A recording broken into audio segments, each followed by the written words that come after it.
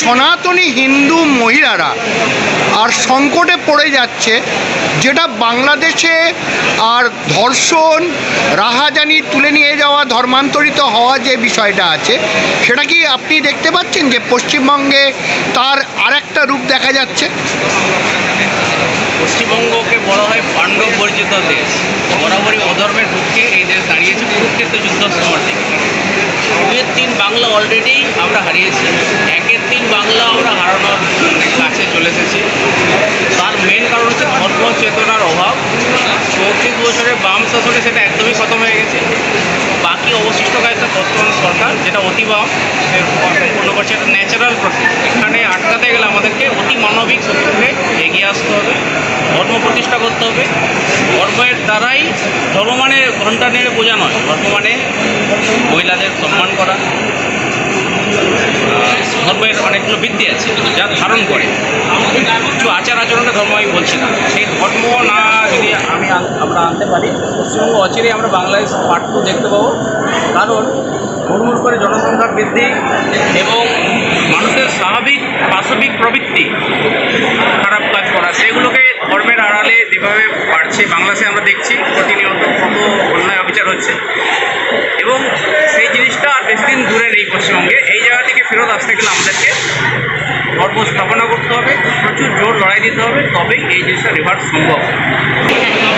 আপনি একজন নারী মাতৃশক্তি, আরেকজন মাতৃশক্তির ওপর যে ধরনের অপমানসূচক ব্যাপারটা নেমে আসছে, বা ইসলামিক জেহাদ যেভাবে বেড়ে উঠছে, আপনার কি মনে হয়?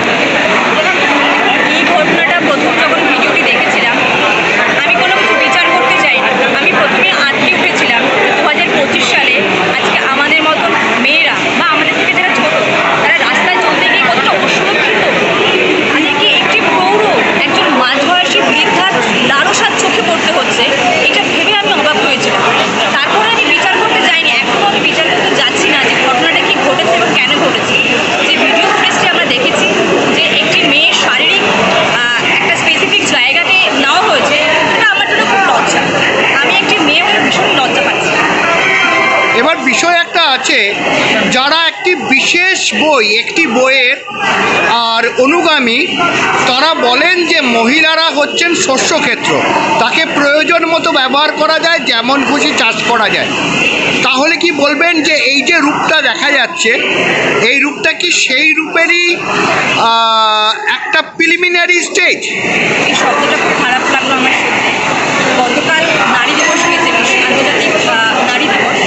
আন্তর্জাতিক নারী দিবসের পরের দিন এই বছর উত্তর দিতে হবে, এটা ভাবতে পারেন। প্রথম কথা, নারী কোনো শস্যক্ষেত্র বা কোনো প্রোডাকশন কারখানা নয়। Sorry for this language.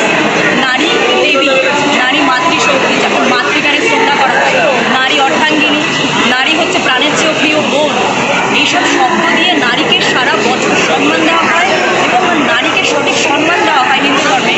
সেখানে দাঁড়িয়ে এই ভারতবর্ষ বা হিন্দুস্তানে ঘুরতে গিয়ে যেসব দাড়িওয়ালা বা যেসব মাঝবয়সী তরুণের যে লালসার চোখ, দৃষ্টি, সেটা লজ্জা দিচ্ছে।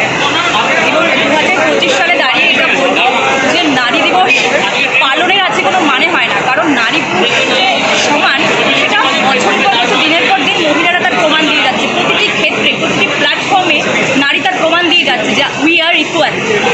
তো আমরা চাইবো যে আগামী দিনে যেন ট্রেনে চলতে গিয়ে, বাসে চলতে গিয়ে কোনো নারীকে বা আমার মতন কোনো ইয়াং মেয়েকে আর এই ধরনের লালসার চোখে পড়তে না হয়, বা কোনোরকম ইফটিজিং, কোনোরকম অশালীন মন্তব্য, অশালীন আচরণের শিকার না হতে হয়।